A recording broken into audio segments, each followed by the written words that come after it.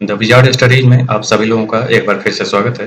आज 22 सितंबर है और 22 सितंबर के one liner current affair series में देखते हैं कि क्या पॉइंट्स हैं आज के। पहला पॉइंट है कि विश्व स्वच्छता दिवस 20 सितंबर को मनाया जाता है, जो विश्व भर के समुदायों में सफाई और स्वच्छता के महत्व पर जोर देता है।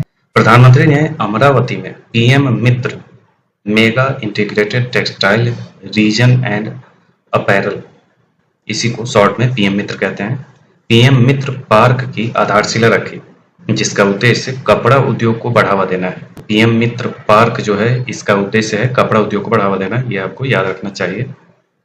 भारतीय हॉकी में युवा प्रतिभा का प्रदर्शन करते हुए पंजाब चैंपियनशिप के 24वें संस्करण में विजयी हुआ।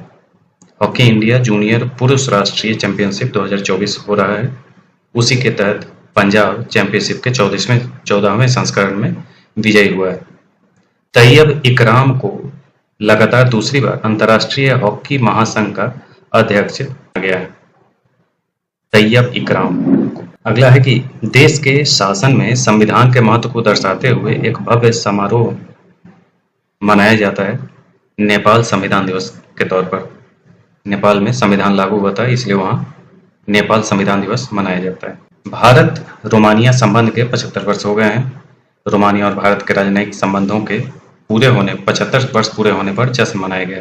ध्रुवी पटेल ने वैश्विक मंच पर भारतीय सौंदर्य और प्रतिभा का प्रतिनिधित्व करते हुए मिस इंडिया वर्ल्ड वाइड 2024 खिताब जीता है।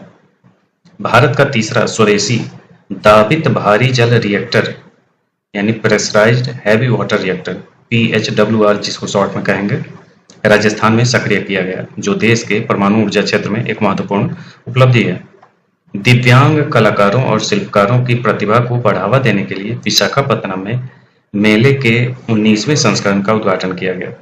ये विशाखापत्तनम में किया गया है 19वां संस्करण। ये स्थान आपको याद रखना चाहिए। उत्तराखंड राज्य सरकार ने संपत्ति क्षति के मुद्दे को हल करने के लिए इस ऐतिहासिक अधिनियम के कार्यान्वयन की घोषणा की। संपत्ति क्षति वसूली अधिनियम के कार्यान्वयन की घोषणा की गई है उत्तराखंड सरकार के द्वारा। प्रधानमंत्री द्वारा महाराष्ट्र में शुरू की गई आचार्य चाणक्य कौशल विकास योजना का उद्देश्य कौशल विकास और व्यावसायिक प्रशिक्षण को बढ़ावा देना है। अंडमान निकोबार द्वीप समूह में खुले पानी में तैराकी अभियान का उद्घाटन किया गया है। श्वेत क्रांति 2.0 अमित शाह द्वारा शुरू की गई है, जिसका उद्देश्य है कि भारत में दुग्ध उत्पादन और डेयरी उद्योग के विकास को बढ़ावा देना है।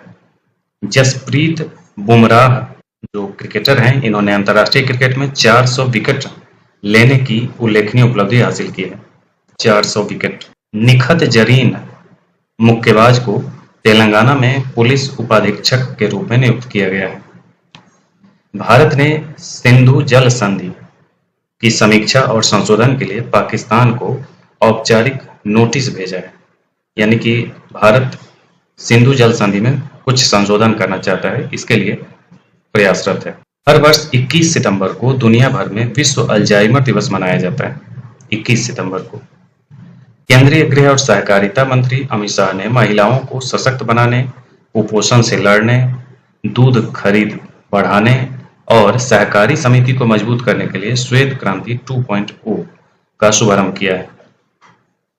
45वें शतरंज ओलंपियाड में 9वें राउंड में उज्बेकिस्तान से ड्रॉ के बाद भारत शीर्ष स्थान पर काबिज है।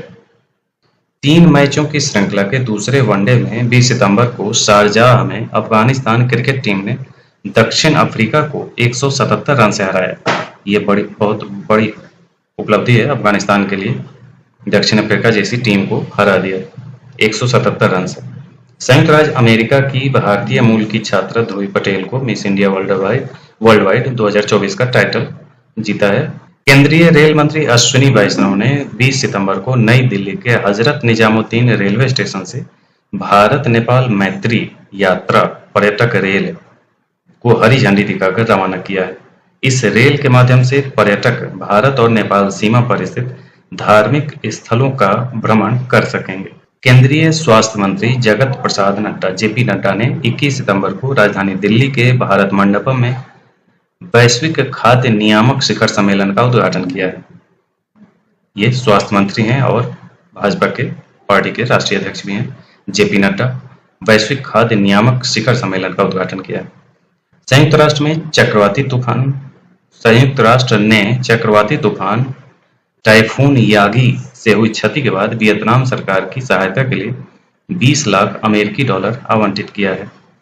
प्रसिद्ध मलयालम थिएटर और फिल्म हस्ती कवियूर पोन्नम्मा का 80 वर्ष की आयु में निधन हो गया। कवियूर पोन्नम्मा का एक हालिया अनुसंधान में हिमालय में कम बर्फबारी दर्ज की गई है, जिससे गंगा नदी बेसिन में बर्फ में 75% कमी से जल संकट गहराया है। इसके दीर्घकालिक प्रभाव देखने को मिल सकते हैं।